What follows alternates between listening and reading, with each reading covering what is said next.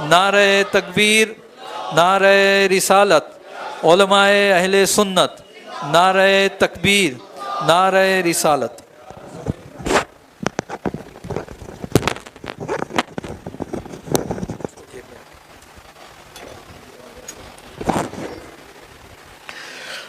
الحمد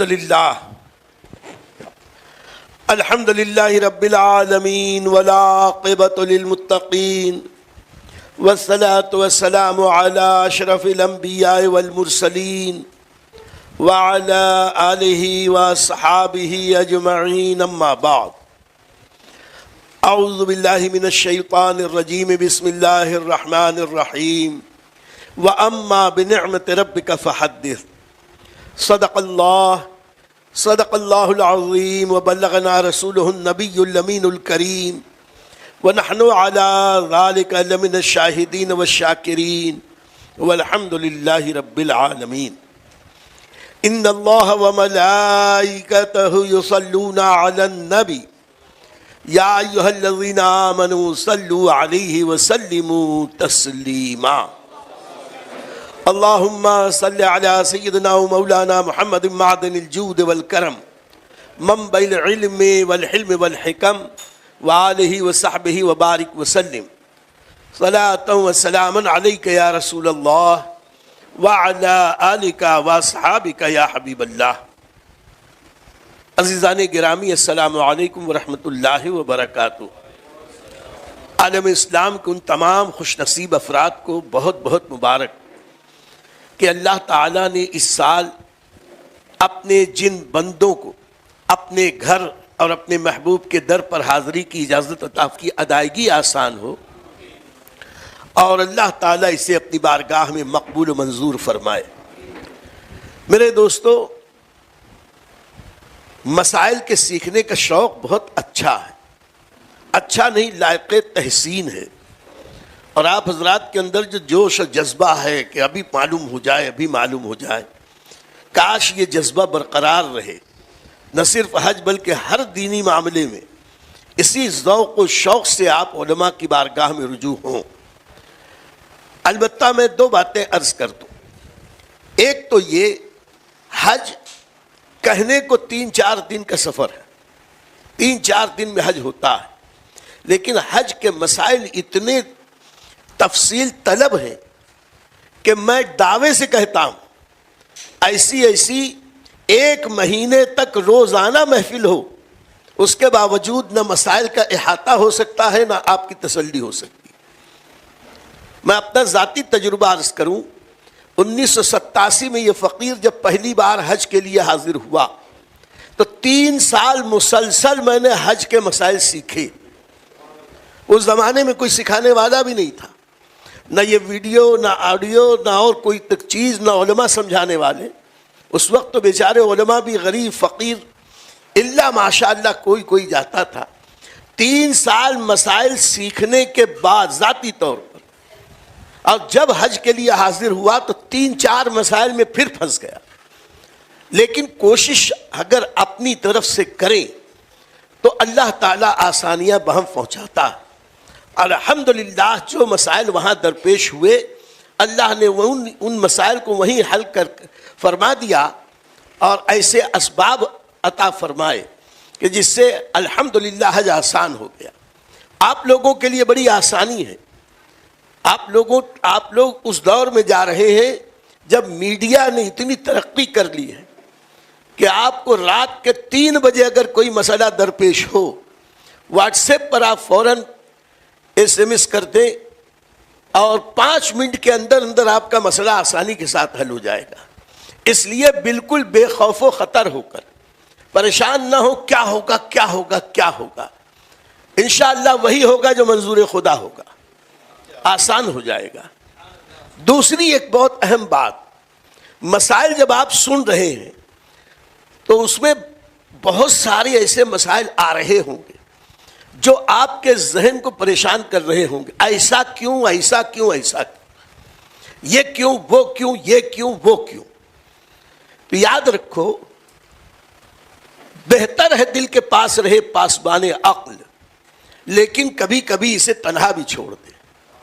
دینی مسائل جب سامنے آئیں تو اپنی عقل کو عقل کل نہ سمجھو، بلکہ حضرات صحابہ رضوان اللہ تعالی علیہم اجمعین کی مقدس پیروی کرو۔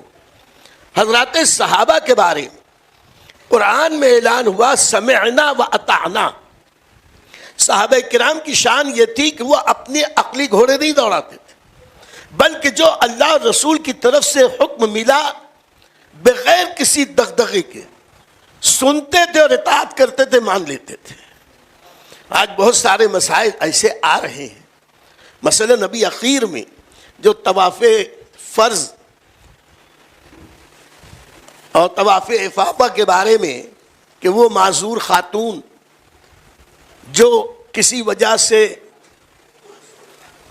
وقت کے اندر طواف نہیں کر سکی تو کیا کرے، تو بڑے اچھے ڈھنگ سے حضرت مولانا محمد عاقب صاحب قبلہ نے سمجھایا ہے، لیکن بہت سارے لوگوں کے ذہن میں یہ خلفشار اٹھ سکتا ہے، ایسا کیوں، ایسا کیوں، ایسا کیوں۔ ایسے سارے معاملات میں بس ایک ہی بات عرض کروں گا کہ ان سارے دغدغوں کا واحد حل یہ ہے کہ کسی ایک کی پیروی کر لی جائے، امام اعظم، امام شافعی، امام مالک، امام احمد ابن حنبل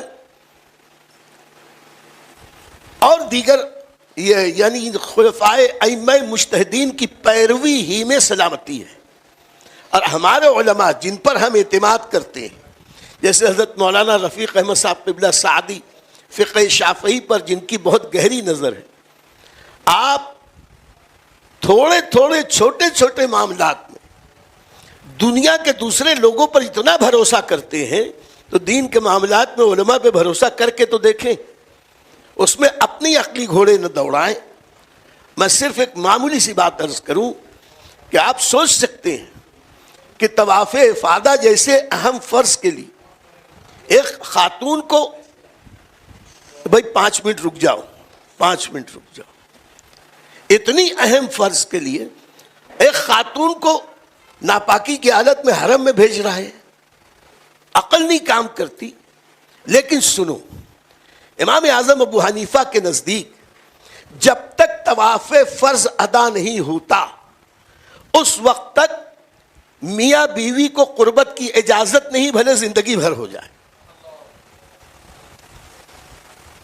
قربانی اور حلق کے بعد محرمات احرام حلال ہو جاتے ہیں، بیوی اس وقت تک حلال نہیں ہوتی جب تک کہ اس کا طواف فرض نہ ادا ہو جائے۔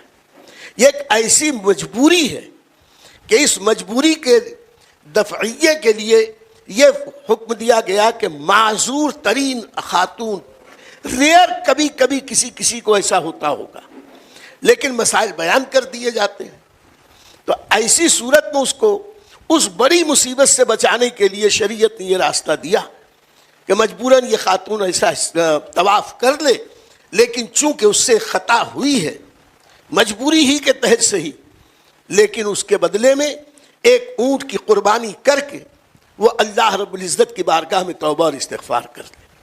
یہ تو میں نے اس لیے میں نے بتا دیا تاکہ کچھ ذہنی خلفشار ہو وہ ذہن سے نکل جائے۔ الحمدللہ ائمہ مجتہدین نے وہ مبارک خدمت انجام دی ہے، قیامت آ جائے گی پوری امت مل کر ان ائمہ مجتہدین کے احسان کا بدلہ نہیں چکا سکتی۔ اسی لیے ہمارے امام احمد رضا نے بڑے پیارے انداز میں کہا کہ شافعی، مالک، احمد، امام حنیف، شافعی، مالک، احمد، امام حنیف، 4 باغ امامت پہ لاکھوں سلام۔ اللہ تعالیٰ ان ائمہ مجتہدین کے درجات کو اور بلند فرمائے اور ہمیں ان ائمہ کی سچی اطاعت کی توفیق عطا فرمائے۔ اب آؤ میں اپنے موضوع کی طرف آؤں کہ رب نے اعلان کیا، قرآن میں ارشاد فرمایا وَأَمَّا بِنِعْمَةِ رَبِّكَ فَحَدِّثْ، اور اپنے رب کی نعمتوں کا خوب خوب ذکر کرو۔ اور ایک بندہ مومن کے لیے زندگی کی معراج یہ ہے کہ وہ دربار سرکار رسالت مآب میں حاضر ہو جائے۔ ایک شاعر نے کہا کہ ان کی معراج تو اے نور ہے قرب معبود، ان کی معراج تو اے نور ہے قرب معبود میری معراج کہ میں ان کے قدم تک پہنچا.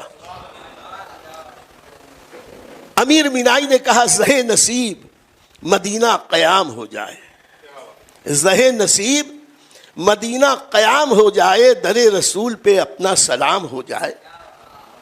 زہ نصیب مدینہ قیام ہو جائے, در رسول پہ اپنا سلام ہو جائے. مدینے جاؤں پھر آؤں آ کے پھر جاؤں, مدینے جاؤں پھر آؤں آ کے پھر جاؤں, تمام عمر اسی میں تمام ہو جائے. اب بلاؤ جلد مدینے میں ہے امیر کو خوف, کہیں نہ عمر دو روزہ تمام ہو جائے. شکیل نے جب یہ سنا کہ امیر کہہ رہے ہیں مدینے جاؤں پھر آؤں آ کے پھر جاؤں, تو شکیل نے اپنے ساتھیوں سے کہا کہ یہ آؤں جاؤں کیا لگا رکھا ہے. تو کہنے والے نے کہا کہ استاد آپ کیا کہتے ہیں. تو شکیل نے برجستہ کہا مدینے جاؤں تو آنے کا راستہ نہ ملے, مدینے جاؤں تو آنے کا راستہ نہ ملے, نہ جانے پھر کبھی موقع ملے ملے نہ ملے. مدینے جاؤں تو آنے کا راستہ نہ ملے, نہ جانے پھر کبھی موقع ملے ملے نہ ملے. جو مدینے ہم بھی جاتے تو کچھ اور بات ہوتی, وہیں راہ بھول جاتے تو کچھ اور بات ہوتی.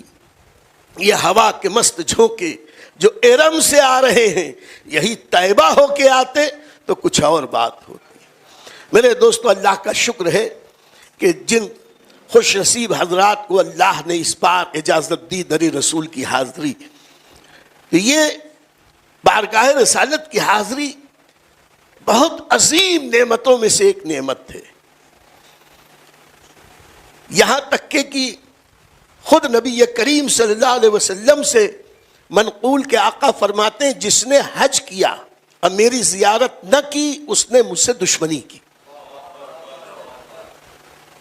آقا کریم علیہ الصلوۃ والتسلیم, سارے صحابہ, پوری امت سرکار ابدقرار علیہ الصلوۃ والسلام کے در دولت کی حاضری کو بندے مومن کے لیے بہت بڑی سعادت سمجھتے رہے اور ہے.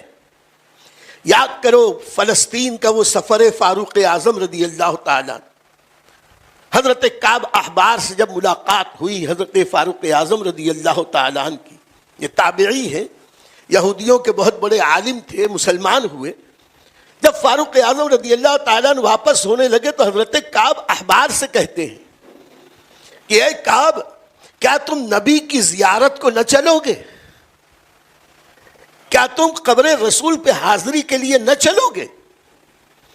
تو حضرت کعب احبار نے کہا کہ حضور ضرور ضرور, آپ کی معیت میں بارگاہ رسالت میں حاضری دوں گا. پتہ چلا کہ ہم اہل سنت کا جو عقیدہ ہے کہ مدینے جانا ہو تو سرکار کے بارگاہ کی حاضری کی نیت سے جایا جائے.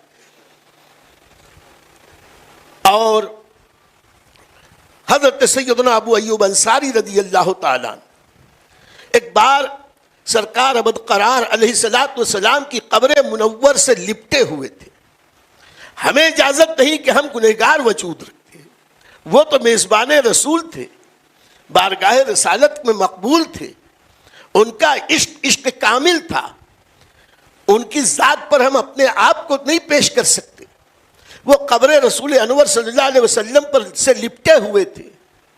مروان آیا اور آ کے اس نے دیکھا کہ کوئی قبر رسول سے لپٹا ہوا ہے, پہچان نہ پایا, جھجوڑ کے کہنے لگا اٹھو اٹھو کیا کر رہے ہو. حضرت ابو ایوب انصاری رضی اللہ تعالیٰ عنہ پیچھے مڑ کے کہتے ہیں کہ اے مروان, کیا تو یہ سمجھتا ہے کہ میں مٹی کے ڈھیر کے پاس کھڑا ہوں؟ سن, میں الحمدللہ بارگاہ رسول پاک میں حاضر ہوں. تو سرکار کے روضہ انور پر حاضری ایسی ہی ہے ہم جیسے لوگوں کے لیے کہ جیسے سرکار کے ظاہری حیات میں ہم حاضر ہو رہے ہیں. اور جب وہاں جائیں تو یقین جانیں کہ ادب کا تقاضا یہ ہے کہ ہمارے علماء نے فرمایا جب حج کے لیے جاؤ, سامان سفر میں ایک جوڑا کپڑا, قیمتی, خوبصورت, خوش لباسی کا پیکر, عمدہ, جتنا اچھا ہو سکے تم سے, جہاں اتنا خرچ کر رہے ہو ایک جوڑا کپڑا اچھے قسم کا، وہ صرف مدینہ منورہ کی پہلی حاضری کے لیے تیار کرو، بہترین خوشبو جس میں اسپرٹ وغیرہ کی شمولیت نہ ہو، وہ خوشبو بھی ساتھ رکھو، سرما ساتھ میں لے کے جاؤ، یہیں سے بارگاہ مصطفیٰ میں حاضری ہو کہ سامان لے کر چلو، تاکہ یہاں سے جب لے کے چلو گے اسی وقت سے ثواب تمہارا لکھا جانا شروع ہو جائے گا۔ اور جب حج کا سفر ہو جائے تو حضور صلی اللہ علیہ وسلم کے اس فرمان کے مطابق کہ جس نے حج کیا اور میری زیارت نہ کی، علماء نے یہی لکھا کہ حج کے بعد مدینے کی حاضری افضل ہے، لیکن یہ سب کے لیے ناممکن ہے۔ تو حج کے سفر میں حج کے پہلے بھی اگر مدینہ منورہ کی حاضری ہو جائے، اللہ کا شکر ادا کریں کہ بارگاہ رسالت کی حاضری مل گئی۔ علماء فرماتے ہیں حج کر کے جاؤ تو یہ دل میں خیال لے کے جاؤ، حج کر کے آئے ہیں، حج کی مقبولیت کی سند ہمیں مدینہ پاک میں مل جائے گی۔ اور اگر تمہارا سفر اس انداز کا ہو کہ راستے میں پہلے مدینہ امینہ پڑ رہا ہو، تو پہلے مدینہ امینہ حاضر دے دو، کہ بغیر حاضری دیے گزرنا یہ بھی بے ادبی اور محرومی ہے۔ اور اس وقت یہ نیت کر لو، یا رسول اللہ ہم جا رہے ہیں حج کے لیے، اللہ کی عطا سے آپ کے صدقے میں اب آپ ہی تو کرم فرما کر ہمارے سفر حج کی مقبولیت کی سند پہلے ہی عطا فرما دیں۔ نبی مختار کل ہے، جس کو جو چاہیں عطا کرتے، تو پہلے جائیں بعد میں جائیں، جانے کی اجازت ہے۔ اور آج گورنمنٹ یہ جو مسائل آتے ہیں اس میں کچھ گورنمنٹ کی پابندیوں کا بھی بڑا دخل ہے، کچھ ایسے قوانین وہاں بنا دیے گئے ہیں، اس کی وجہ سے بھی کچھ پریشانیاں آتی ہیں۔ اس لیے علماء کو اتنی محنت کرنی پڑتی ہے، ایسا ہو تو کیا کریں، ویسا ہو تو کیا کریں، ویسا ہو تو کیا کریں۔ تو یہ گورنمنٹ ہی کی پابندی ہے کہ جو لوگ پہلے جاتے ہیں ان کو مدینہ امینہ پہلے بھیج دیا جاتا، اور یہ کہ وہاں اپنی مرضی سے کوئی چاہے کہ ہم ٹکٹ آگے کر لیں پیچھے کر لیں، پہلے زمانے میں یہ ممکن تھا، اب انتہائی مشکل ہو گیا ہے۔ اس لیے علماء کے ربط میں رہیں، رابطے میں مسائل پوچھتے رہیں، اور جیسی جیسی تکلیفیں آئیں علماء کی رہنمائی میں ان تکلیفوں کو دور کرتے رہیں۔ اب رہا مدینہ امینہ کی حاضری، تو میرے دوستو صحیح بات یہ ہے کہ مدینہ منورہ پوری کائنات کی سب سے عظیم ترین جگہ ہے۔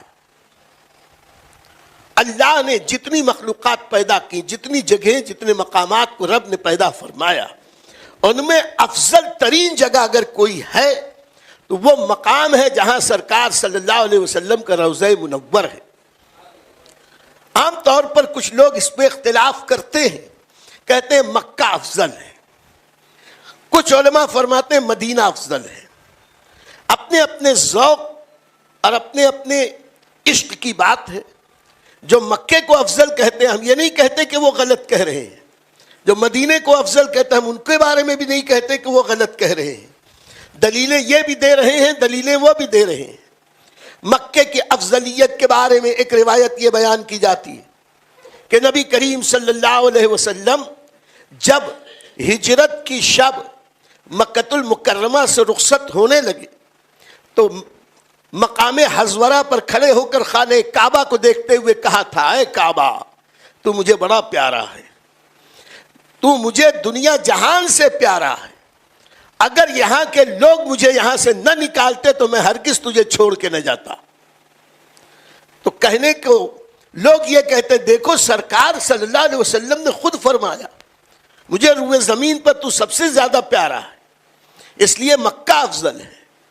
لیکن ہم کہتے ہیں کہ مکے کی فضیلت اپنی جگہ، افضلیت اپنی جگہ، مکے میں کعبہ بھی، مکے میں مطاف بھی، مسجد حرام بھی، صفا اور مروہ بھی، مسعی بھی، مکے میں منی، مزدلفہ، عرفات بھی، مکۃ المکرمہ میں حجر اسود بھی، مقام ابراہیم بھی، چشمہ زمزم بھی، سب اپنی جگہ۔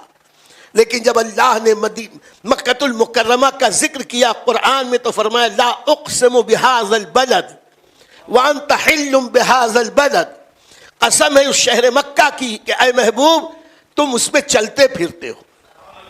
ان ساری عظمتوں کے باوجود مکے کی قسم رب نے ذکر کی تو قدم ناز مصطفیٰ کی نسبت کو بیان کیا۔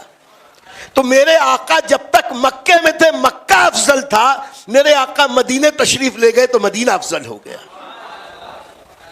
کچھ لوگ کہتے ہیں کہ مکے میں ایک نیکی کا ثواب 1,00,000 نیکی، اب مسجد نبوی میں ایک نیکی کا ثواب ایک روایت کے مطابق 1,000، ایک روایت کے مطابق 50,000۔ تو اگر 50,000 بھی مان لے تو وہاں تو 1,00,000 ہے۔ ہم کہتے ہیں کہ ہم ہیں لالچی، حریص ہیں نیکیوں کے لیے، ڈرتے ہیں گناہوں سے۔ مکہ وہ بستی ہے جہاں ایک نیکی کرو تو 1,00,000 نیکی کا ثواب ملے، لیکن اگر ایک غلطی ہو جائے تو 1,00,000 گناہ بھی لکھے جائیں گے۔ یہ مکہ ہے، یہاں دیوانگی ہی عین ایمان ہے۔ مکے میں ایسے عدل و انصاف کا میزان ہے، یہاں ایک نماز پڑھو تو 1,00,000 نمازوں کا ثواب، اور ایک نماز قضا ہو جائے تو 1,00,000 نمازیں قضا کرنے کا وبال۔ اللہ معاف کرے، وہ اس کا کرم۔ لیکن مدینہ امینہ کے بارے میں نبی رحمت للعالمین کا صدقہ ہے، سید المرسلین کا صدقہ ہے، نیکی کرو تو ایک کا 50,000 ثواب لے جاؤ، اور شامت اعمال سے اگر خطا ہو جائے تو ایک گناہ کا ایک ہی گناہ لکھا جاتا ہے۔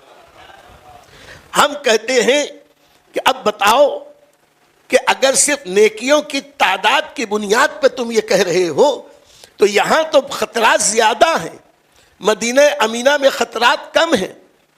سر نبی یہ پاک کا صدقہ ہے، اور اسی پر بس نہیں، مدینہ تو پھر مدینہ ہے۔ ہم کہتے ہیں ایک چیز ہوتی ہے کوانٹیٹی، ایک چیز ہوتی ہے کوالٹی۔ نوٹ تو 10 روپے کا بھی ہے اور نوٹ 2,000 کا بھی ہے۔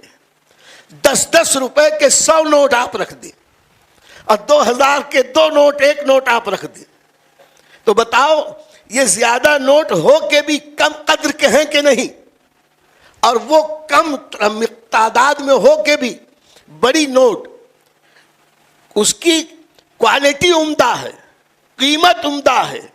یقین جانو مکے کی عبادت بھی بے مثل و بے مثال ہے، لیکن مدینے میں قدم ناز رسول کی برکت سے وہی نیکیاں اتنی باوزن ہو جاتی ہیں، کم بھی ہوں تو بارگاہ خدا میں مقبول و منظور ہوتی ہیں۔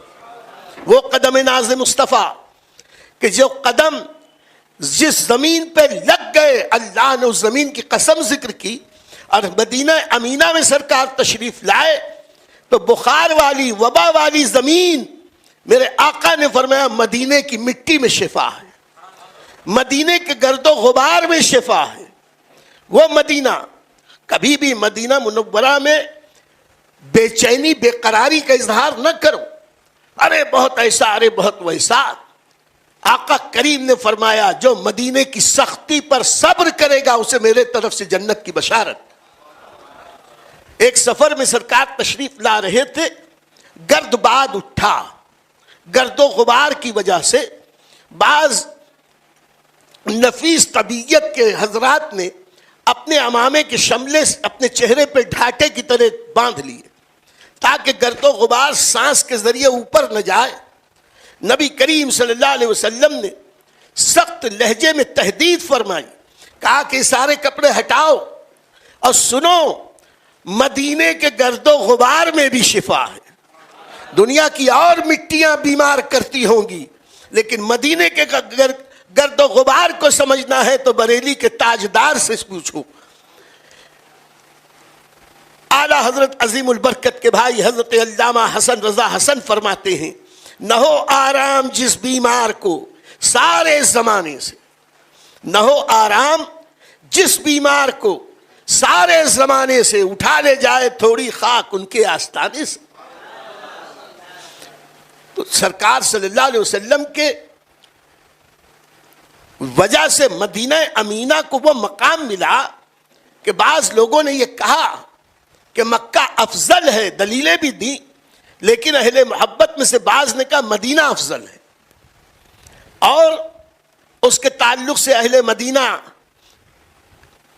اور عشاق مدینہ یہ کہتے ہیں، سقیہ کے باغ میں نبی کریم صلی اللہ علیہ وسلم نے یہ دعا کی تھی، اے اللہ جیسی مکے کو تیرے خلیل نے حرم بنایا، مدینے کو میں حرم بناتا ہوں۔ تو جو خلیل اور حبیب کا فرق ہے وہی مکے اور مدینے کا فرق۔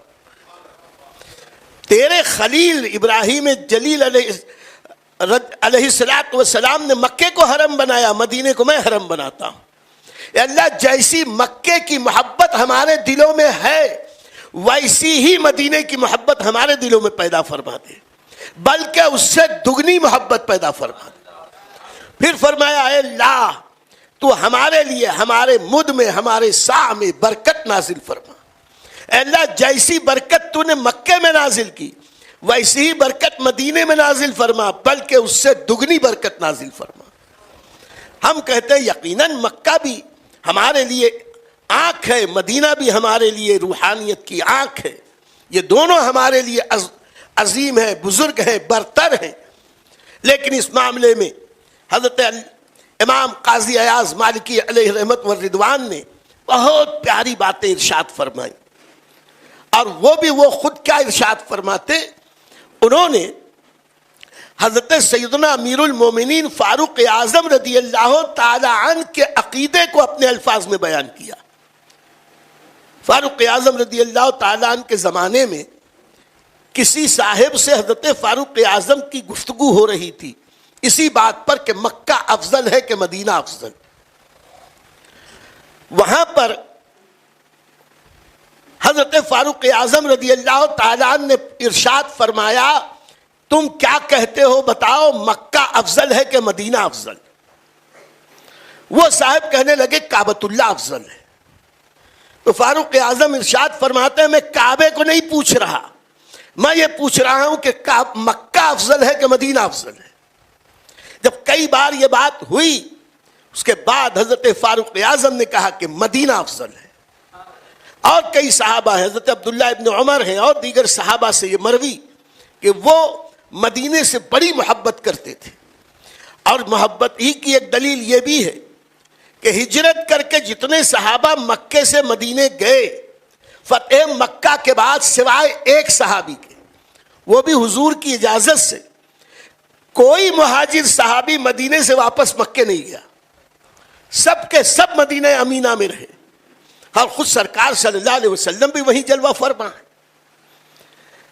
اس کی تفصیل فرماتے ہوئے امام مالک کہتے ہیں کہ روئے زمین پر بلکہ کائنات میں سب سے افضل، برتر، بابرکت، عظیم تر مقام اگر کوئی ہے وہ روضہ رسول صلی اللہ علیہ وسلم کی سرزمین، جس زمین پر سرکار کی پشت اطہر لگی ہے وہ مکے سے بھی افضل ہے، کعبے سے بھی افضل ہے، اور عرش الہی سے بھی افضل ہے۔ اور پھر فرماتے ہیں ہاں روضہ رسول کے بعد کعبۃ اللہ افضل، کعبے کے بعد مدینہ افضل، شہر مدینہ، اس کے بعد شہر مکہ افضل۔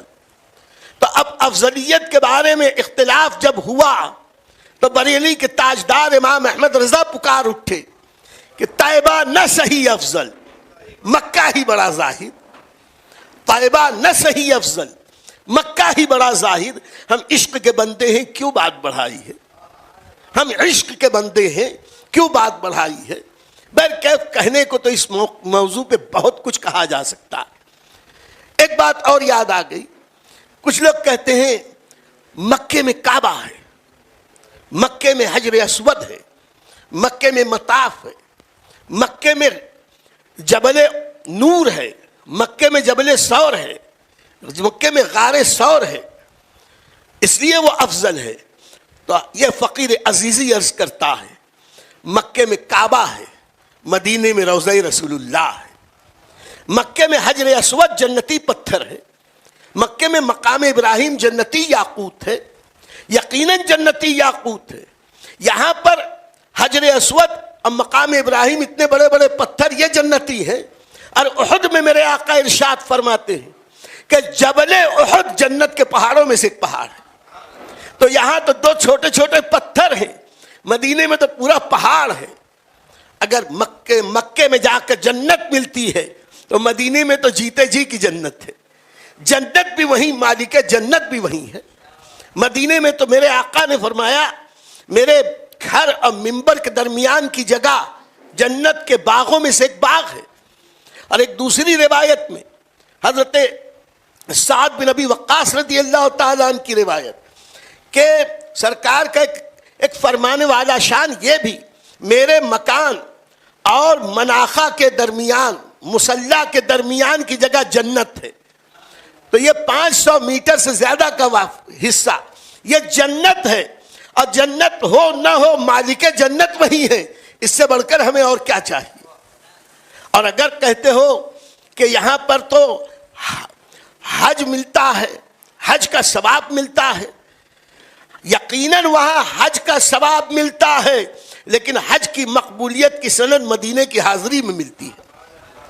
کہتے ہیں کہ یہاں تو ہم جب جی چاہیں عمرہ کر لیں، تنعیم چلے جائیں، جعرانہ چلے جائیں، حدود حرم کے باہر جا کے احرام باندھے دے دنا دن صبح و شام ہم عمرے کی سعادت حاصل کر سکتے ہیں.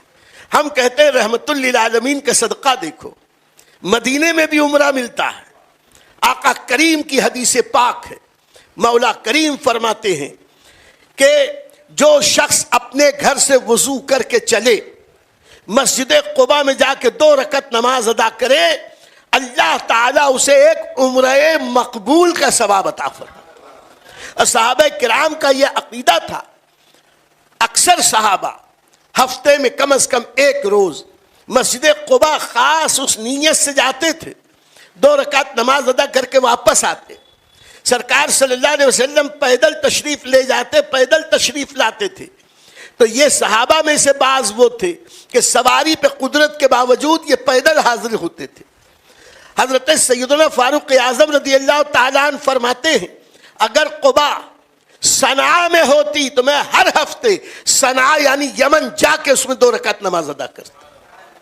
حضرت سعد بن ابی وقاص عشرہ مبشرہ کے صحابی ہیں، وہ ارشاد فرماتے ہیں کہ مجھے 2 رکعت مسجد اقصی میں نماز پڑھنے سے زیادہ یہ پسند ہے کہ میں مسجد قباء میں جا کے 2 رکعت نماز ادا کروں. تو عرض کرنا کہ وہ کیا ہے جو مکے میں ہے اور مدینے میں نہیں ہے.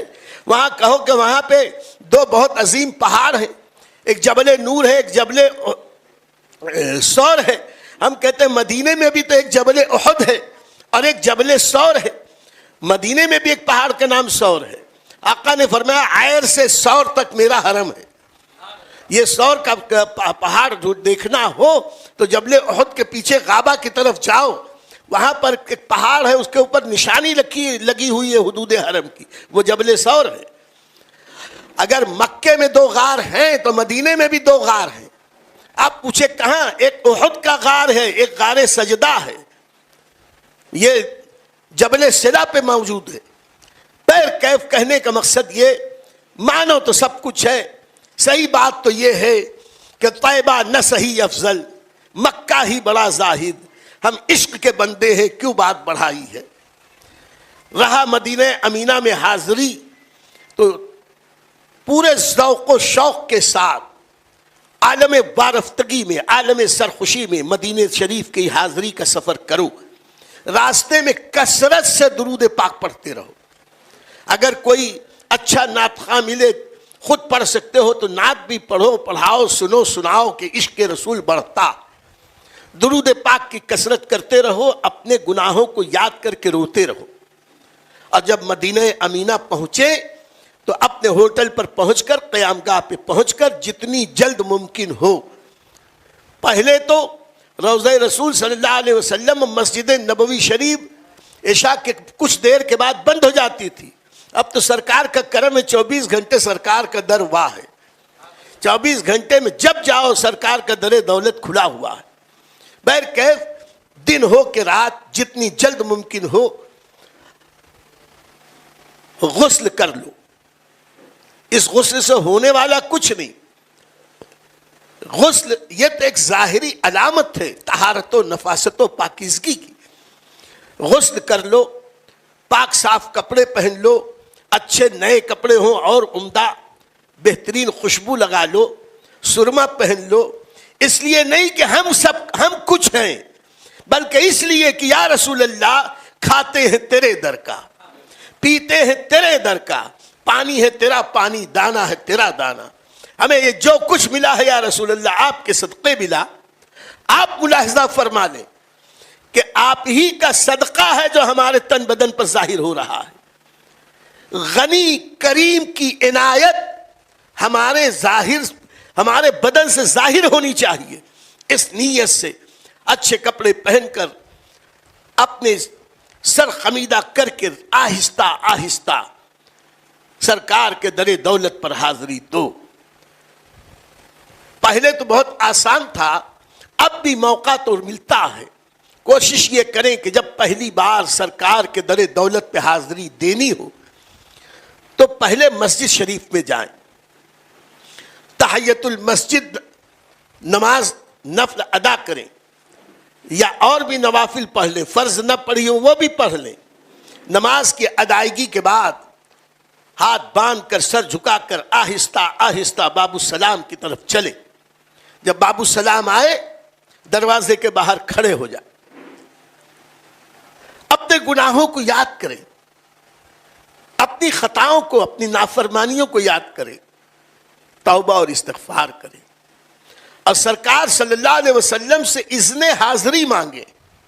سرکار کرم فرما کر یہاں تک تو طلب کر لیا, اجازت دے تو آپ کی بارگاہ میں حاضر ہو جائیں. قدر توقف کر کے اپنے گناہوں پہ شرمسار ہوتے ہوئے, روتے, آنسو بہاتے,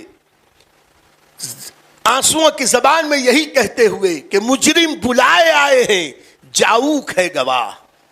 اللہ نے قرآن میں فرمایا کہ جب یہ ایمان والے اپنی جان پر ظلم کر بیٹھے تو اے محبوب تمہارے در پہ حاضری دے, اللہ سے مغفرت چاہیں, توبہ کریں اللہ کی بارگاہ میں, اور اللہ بھی اور اے رسول تم بھی ان کے لیے توبہ کی گزارش کرو, توبہ چاہو, ان کے لیے دعا کرو, اللہ کو توبہ کا قبول کرنے والا پائیں گے. اللہ طبیعت میں اطمینان ہوگا. پھر بسم اللہ پڑھ کر جیسے سیدھا پیر پہلے مسجد میں رکھیں, مسجد میں حاضری کی جو دعائیں ہیں وہ پڑھیں, اور درود پاک پڑھتے ہوئے چلیں. اس وقت کی کیفیات ایسی نہیں ہے کہ ہم زبان سے بتا دیں, آپ سمجھ لیں اور اسی کے مطابق عمل کریں. بس جو درود پاک کثرت سے پڑھنے کی عادت ہو وہی درود شریف پڑھتے ہوئے آہستہ آہستہ آگے جڑیں. کچھ استغفار کرتے رہیں, درود پاک پڑھتے رہیں. پہلا دور گیا کہ قدمین شریفین کی طرف سے حاضری دو, باب جبریل سے داخل ہو, باب السلام سے نکلو. اب وہ سب تو رہا نہیں, لیکن یہ چاہے جو کریں, یاد رکھو چاہے سرکار کے بالی شریف سے ہم جائیں, چاہے قدمین شریف کی طرف سے آئیں, ہمارے لیے تو کچھ نہیں, اس لیے کہ سرکار کے لیے سب یکساں ہے. آگا پیچھا دایاں بایاں سرکار کے لیے نہیں, ہم جیسوں کے لیے. شش جہت سمت مقابل, روز و شب ایک ہی حال, دھوم و نجم میں ہے آپ کی بینائی کی. اعلیٰ حضرت فرماتے ہیں صرف انبیاء کی شان یہ ہے کہ وہ جیسے آگے دیکھتے ہیں ویسے پیچھے دیکھتے ہیں, جیسے دائیں دیکھتے ہیں ویسے بائیں دیکھتے ہیں.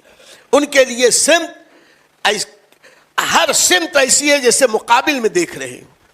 تو سلام پیش کرتے ہوئے الصلاۃ والسلام علیک یا رسول اللہ, الصلاۃ والسلام علیک یا نبی اللہ, الصلاۃ والسلام علیک یا حبیب اللہ. قاعدہ تو یہی ہے کہ پہلے سرکار صلی اللہ علیہ وسلم کے مواجہ اقدس کے سامنے کھڑے ہو کر نبی کریم صلی اللہ علیہ وسلم کی بارگاہ میں سلام پیش کریں. پھر داہنی طرف ذرا سا مڑے تو جو دوسرا سوراخ نظر آئے گا, پہلا تو سب سے بڑا امتیازی شان کا, داہنی طرف مڑے تھوڑا سا ایک دو قدم چلے تو مواجہ اقدس سیدنا صدیق اکبر رضی اللہ تعالیٰ, اس سے ان کو سلام پیش کریں. اس سے ایک قدم داہنی طرف آئیں تو سیدنا فاروق اعظم کا مواجہ اقدس، ان کی بارگاہ میں سلام پیش کریں. پھر ان دونوں کی قبروں کے، ان دونوں کے مواجہات کے بیچ میں کھڑے ہو کر ایک ساتھ دونوں شیخین کریمین کی بارگاہ میں ایک ساتھ سلام پیش کریں. ان سے عرض کریں کہ آپ کے آقا کی بارگاہ میں جا رہے ہیں، ہماری سفارش کرتے. پھر بارگاہ رسالت میں کھڑے ہو کے صلاۃ و سلام پیش کریں. لیکن فی زمانہ یہ سارے ادب آداب کا نہ موقع ہے. بس آپ تو جائیں گے وہ روح کرتے ہوئے ایک منٹ بھی کھڑے بھی رہنے نہیں دیتے. لیکن اس سے کوئی گھبرانے کی بات نہیں. ہم جب بھیونڈی میں ہندوستان میں کھڑے ہو کر الصلاۃ والسلام علیک یا رسول اللہ کہتے ہیں، اور یہ عقیدہ ہے کہ سرکار سنتے ہیں، واللہ وہ سن لیں گے، فریاد کو پہنچیں گے. ایسا بھی تو ہو کوئی جو آہ کرے دل سے. آقا کریم علیہ الصلوۃ والتسلیم کے لیے دور اور نزدیک کوئی اہمیت نہیں، اس لیے کہ آقا کریم علیہ الصلوۃ والتسلیم کی شان وہ ہے کہ دور اور نزدیک کے سننے والے وہ کان لال کرامت پہ لاکھوں سلام. تو صلاۃ و سلام پیش کرتے ہوئے ایک طرف سے جائیں اور باہر نکل جائیں. وہاں کے منتظمین سے حجت، تکرار، شور، ہنگامہ، یہ بہت بری بات ہے. اعلیٰ حضرت فرماتے ہیں، بلکہ سارے اکابرین نے فرمایا کہ بارگاہ رسالت میں جس وقت مواجہ اقدس میں حاضر ہوں تو ادھر ادھر چکر مکر نہ دیکھو. یہ نقش و نگار، یہ خوبصورتی، یہ رنگ، یہ روغن، یہ ٹائلز، بلکہ نگاہ نیچی ہو اور تصور یہ قائم کرو کہ ہم سرکار صلی اللہ علیہ وسلم کے ظاہری حیات میں سرکار کی بارگاہ میں. سرکار آج بھی ویسے ہی جلوہ فرما ہیں جیسے اپنے ظاہری حیات میں وہ جلوہ فرما ہوتے تھے.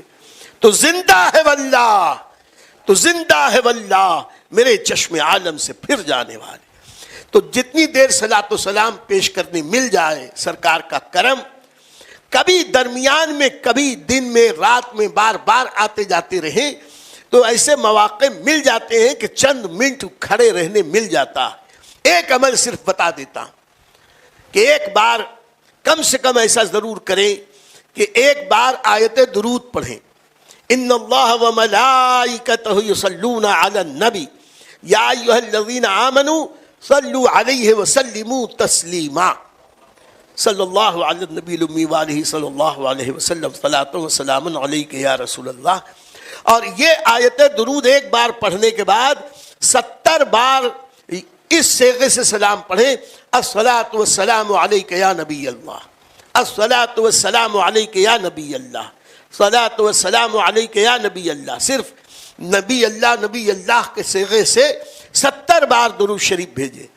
اور صوفیہ فرماتے ہیں اس کی وجہ یہ ہے کہ اس آیت درود میں اللہ نے یہی ارشاد فرمایا ہے کہ ان اللہ و ملائکتہ یصلون علی النبی، نبی پر درود و سلام بھیجتے ہیں. اس لیے یہ کوئی فرض اور واجب نہیں ہے، لیکن موقع ملے تو ایسا ضرور کر لینا، اور نہ موقع مل سکے تو کسی وقت باب السلام سے داخل ہونا، وہیں سے شروع کر دینا، تو وہاں پہنچتے پہنچتے انشاءاللہ یہ 70 بار درود و سلام پیش ہو جائے گا. اور اس میں افسوس کی بات نہیں کہ وہاں کھڑے نہیں رہنے ملتا.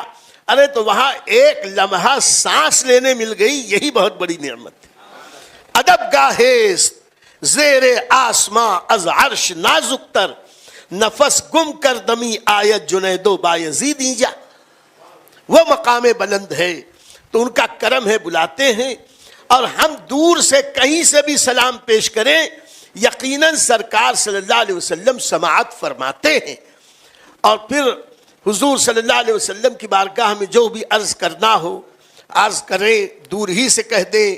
جن جن لوگوں نے سلام پیش کیا، نام یاد ہو نام کے ساتھ، نہ نام یاد ہو کس نام کے ساتھ. اور پھر جن جن لوگوں نے دعاؤں کے لیے کہا، تو وہاں سب کا نام نہیں یاد آتا، لیکن ہمارے بریلی والوں کی شان بڑی نرالی ہے.